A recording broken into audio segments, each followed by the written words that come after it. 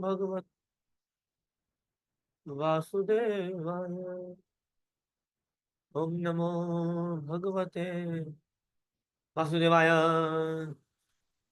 नारायणं नमस्कृत्यं नरं चैव नरोत्तमं भगवती उत्तम श्लोके भवती भक्ति भवती नैष्टिकी। इस बार यह जब यह असुर वृक्षों के ऊपर फेंक दिया गया तब क्या हुआ? तब धेनुकासुर के सारे मित्र तथा सहयोगी एकत्र हो गए। उन्होंने अत्यंत वेग से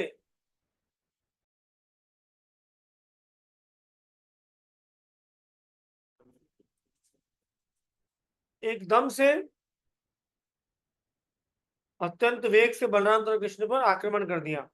वे अपने मित्र की मृत्यु का प्रतिशोध लेने पर तुले थे, किंतु कृष्ण तथा बलराम हर गधे की पिछली टांग पकड़कर उसी प्रकार चारों ओर घुमा देते।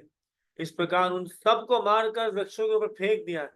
गधों के शवों के कारण अत्यंत अद्भुत दृश्य हो गया था। ऐसा प्रतीत होता था मानव विविध रंगों के बादल वृक्षों के ऊपर एकत्र हो गए हों। इस महान घटना को सुनकर देवतागण स्वर्ग लोक से कृष्ण तथा बलराम पर पुष्पों की वर्षा करने लगे और दुंदुभियां बजाकर स्तुतियां करने लगे। स्पेशली इस बात से कि देवतागण प्रसन्न होकर फूल बरसाने लगे। इसमें भगवान कृष्ण की एक और अमीर अलौकिक गुण मालूम पड़ता है। क्या कुछ आइडिया ले सकते किस गुण की बात कर रहा हूँ हम?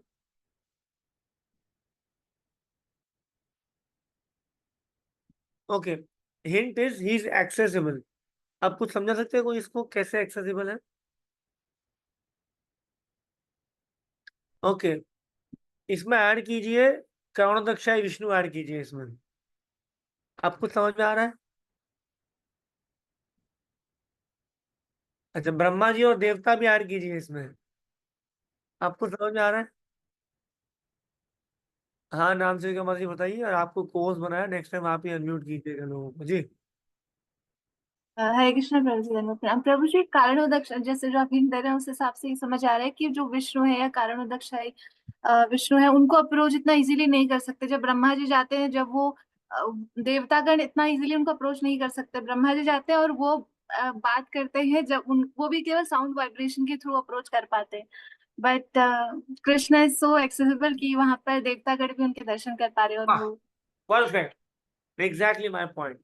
होता यह है कि जब त्राहिमाम त्राहिमाम त्राहिमाम करके सब जाते हैं ब्रह्मा जी के पास, तो ब्रह्मा जी सबको लेके जाते हैं कारण ओशन तक।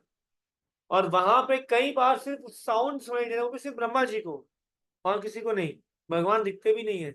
और यहाँ पे कृष्ण लीला में भगवान इतने सरलता से उपलब्ध है। सुनीता माता जी भालो, शांति, कपाल भालो रखा। इतने इजीली अवेलेबल है कृष्णा कि देवता लोग पुष्प बरसा रहे हैं, देवता लोग आ रहे हैं, स्तुति कर रहे हैं, देख के जा रहे हैं, आनंद आ रहा है उनको। This is accessibility of Krishna. Dhenukasur के वध के कुछ दिनों बाद लोग तालवन जा जाकर फल एकत्र करने लगे। अच्छा, अच्छा सुनिए। और निर्भय पशु भी निर्भय होकर वहां सुंदर घास चढ़ने के लिए आने लगे। कृष्ण तथा बलराम के इन दिव्य कार्यों तथा लीलाओं को मात्र सुनकर उनका कीर्तन करके मनुष्य पुण्य अर्जित कर सकता है। जब कृष्ण बलराम तथा उनके साथियों ने वृंदावन ग्राम में प्रवेश किया, उन्होंने बांसुरी बजाई और बालकों ने वन में उनके असाधारण कार्यों की प्रशंसा की। उनके मुखमंडल तिलक से सुशोभित थे और गांवों की चरण रथ से धूसरित थे। कृष्ण के सिर पर मोरपंख शोभायमान था। कृष्ण तथा बलराम दोनों ने बंशी बजाई और तरुण गोपिकाएं कृष्ण को घर लौटते देखकर लालायित हो उठी। ऐसा कौन सा मंदिर है जहाँ पे कृष्ण बलराम दोनों खड़े हैं, दोनों के हाथ में बांसुरी है?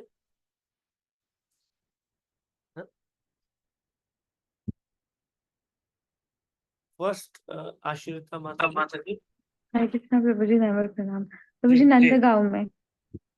क्या बात, क्या बात, सच्ची? हाँ एकदम सही। नंदगांव में ठाकुर जी अपने भाई के साथ, दाऊ जी के साथ बांसुरी पकड़ के खड़े। अच्छा, कोई बता सकते हैं कि अ, मंदिर है अलग अलग दाऊ जी के भी, उसमें कुछ मंदिर है जिनका नाम है गोरे दाऊ जी। और बाकी जगह पे दाऊजी जो है वो काले रंग के हैं। Any reason? प्रेम रूपा क्यों ऐसा है? प्रेम रूपा माता जी? यस प्रेम रूपा माता जी, हरे कृष्णा, प्लीज अनम्यूट। हरे कृष्ण प्रभु जी, दंडवत प्रणाम। जी माता जी, यस प्रभु जी। आई आस्क्ड द क्वेश्चन माता जी। सॉरी प्रभु जी, I was on conversation. Riya माता जी? हरे कृष्णा प्रभु जी, दंडवत प्रणाम। क्योंकि बलराम जी है ना, वो कृष्णा को मतलब बहुत असुर आते थे, तो वो भी खुद को ब्लैक बना देते ताकि वो भी कृष्णा जैसे ही लगे, एंड असुर उनको मतलब वो उनसे लड़ पाए असुर से, इस कारण बलराम जी। ऋतिका माता जी?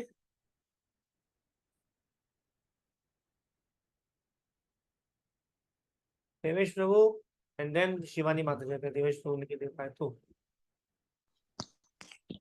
हरे कृष्ण, धन्यवाद प्रणाम प्रभु जी।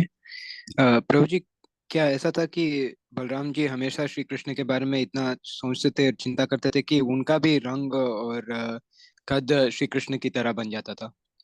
कद तो नहीं, हाँ पर रंग जरूर, यस।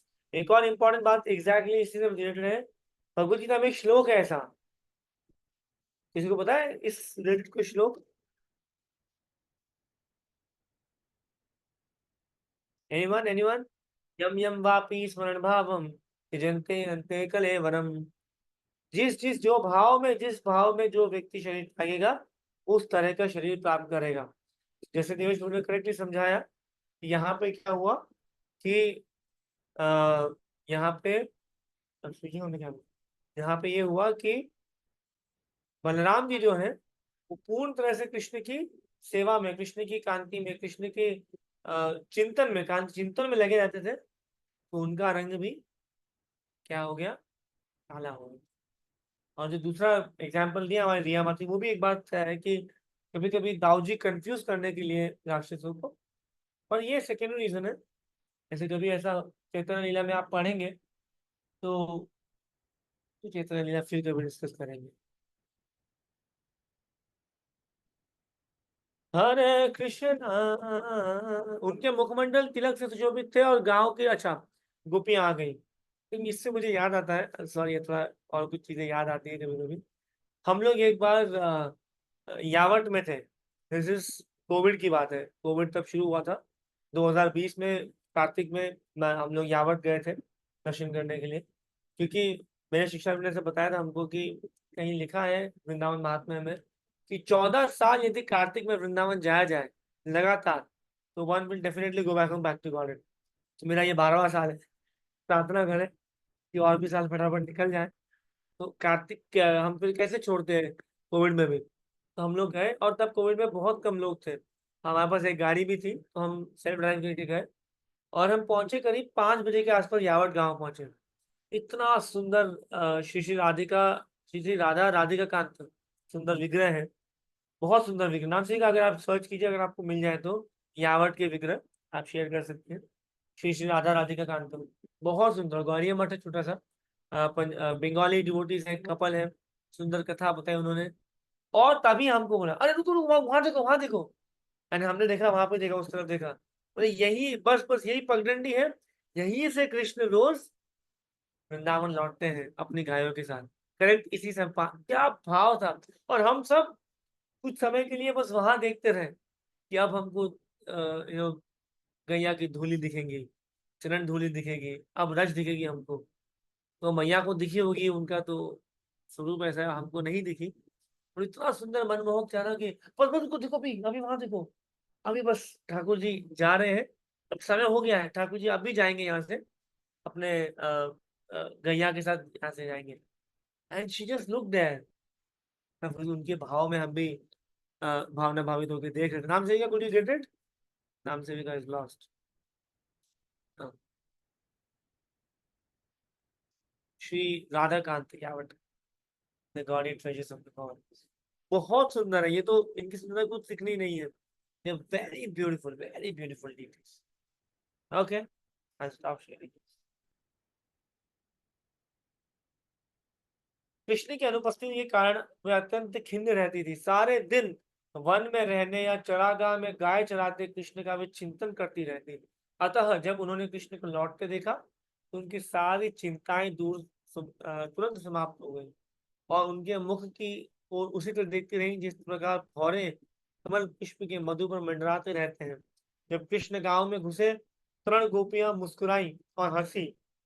कृष्ण ने बांसुरी बजाते हुए गोपियों के सुंदर हास्यमय मुखड़ों का आनंद लिया।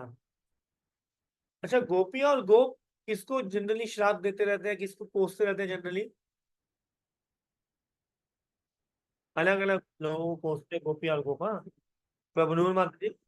हरे कृष्ण प्रभु जी, दंडवत प्रणाम। प्रभु जी, गोपियां ब्रह्मा जी को कोसती हैं क्योंकि वो ऐसा कहती हैं कि हमें पलके क्यों दी, हम लोग एक सेकंड के ना, लिए। ना, जब कृष्ण वन में है तब की बात कर रहा हूँ मैं, क्षमा करें, मेरा कृष्ण अधूरा था।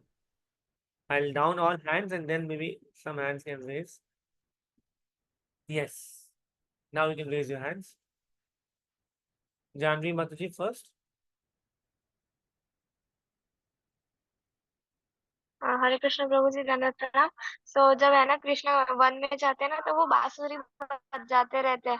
तो गोपियां है ना, मतलब उससे चिढ़ जाती है कि सिर्फ वो है ना बांसुरी बजाते रहते हैं, हमारे ऊपर ध्यान नहीं देती, इसलिए ना बार बार चिढ़ जाती है गोपियां है ना बांसुरी से, और बोलती है आप, मतलब मैंने पढ़ा था कि आप हमारी सौतन हो करके, ऐसा कुछ था, मेरे अभी चैप्टर में आया था पढ़ने में। नहीं, गोप और गोपियां, आप कॉन्टेक्स्ट समझ, आपकी बात एकदम सही है, ठाकुर जी की लीला तो एकदम परफेक्ट है। यस रमणिया। हरे कृष्ण भगवान प्रणाम प्रभु जी। जब कृष्णा वन में रहते हैं तब गोपियाँ ये सूर्य देव को कोसती है कि मतलब जल्दी अस्त हो जाए ताकि हम कृष्णा से मिल सके। एंड जब रात्रि के समय गोप कोसते हैं चंद्रमा को कि क्यों मतलब आए आप, तो हम लोग कैसे विरह में है कृष्ण के, तो मे बी एग्जैक्टली, दैट। गोपियां बोलती है सूर्य को, आज 1 मिनट जल्दी छुप जाओ, जल्दी छुप जाओगे तो ठाकुर जी जल्दी आएंगे, उनके दर्शन हो पाएंगे। और गोप से क्या बोलते हैं चंद्रमा को, आज जल्दी छुप जाओ, आज सूर्य को आने दो, ताकि जैसे ही सूर्यदेव आएंगे, मतलब सुबह की बेला होगी, हम तुरंत हमारे प्रिय मित्र कृष्ण से मिल पाएंगे। Yes, wonderful wonderful. और हाँ, गोपियां ब्रह्मा जी को तो कोसती हैं, ये पलक क्यों बनाई है, क्योंकि पलक झपकने से हम ठाकुर जी के दर्शन नहीं कर पाते हैं। तदनंतर कृष्ण तथा बलराम का स्वागत उनकी माताओं यशोदा तथा रोहिणी ने किया और समय अनुसार वे अपने लाडले पुत्रों की इच्छाओं की पूर्ति करने लगी। माताओं ने सेवा करने के साथ ही अपने दिव्य पुत्रों को आशीष भी दिया। उन्होंने अपने पुत्रों को नहलाया और वस्त्रों से सज्जित किया।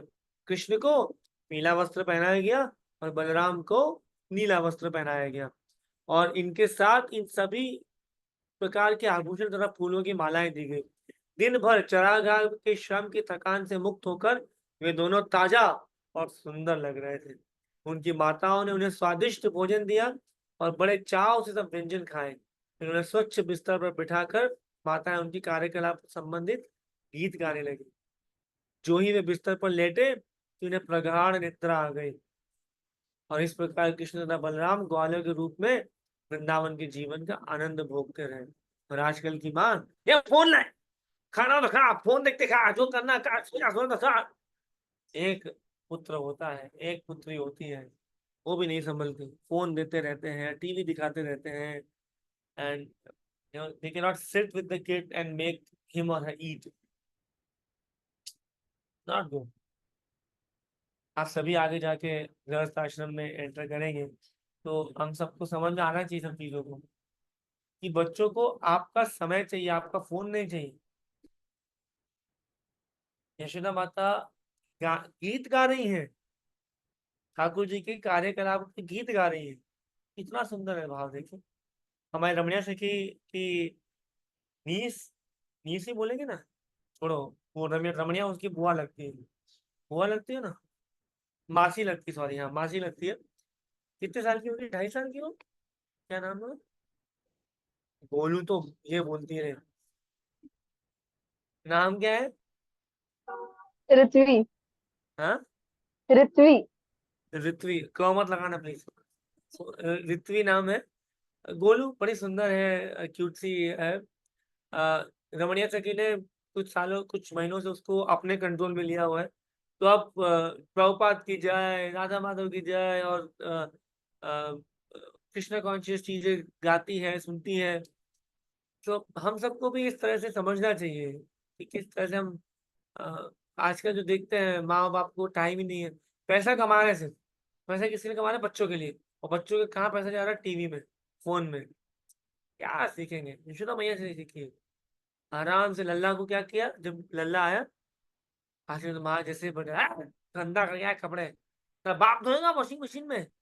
वॉशिंग मशीन में किसका बाप धोता है रे? तो चलाना है वॉशिंग मशीन में, और तुमको कौन सा उसमें, तुम तो पैर तुम्हारे घिस जाते हैं, 100 नखरे। तो इसीलिए आजकल के बच्चों में कोई बाहर की एक्टिविटीज ही नहीं है। I remember we used to play at least 3 hours in a day. आजकल के बच्चे 3 मिनट नहीं खेलते बाहर जाके। It's too much sun, I can not bear sun. हाँ मुन्ना, मत बेयर करो। कभी कभी जो कृष्ण गाय चराने जाते और कभी अकेले जाते। धीरे धीरे ग्रीष्म ऋतु का आगमन हुआ, और एक दिन जब वे सारे बालक तथा खेत में चरती गाय अत्यंत प्यासी हुई,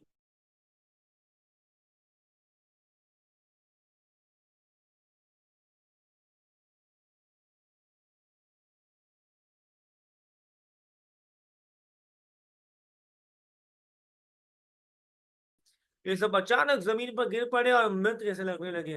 तब समस्त प्राणों के प्राण, हाँ क्या, समस्त प्राणों के प्राण कृष्ण ने उन सब पर अपनी कृपा दृष्टि डाली, जिससे सारे बालकों तथा गायों में पुनः चेतना आ गई, और वे सब एक दूसरे को अत्यंत विस्मय पूर्वक देखने लगे। वे समझ गए कि यमुना का जल पीने से वे मृत हो गए थे, परंतु कृष्ण के कृपा कटाक्ष से वे जीवित हो गए हैं।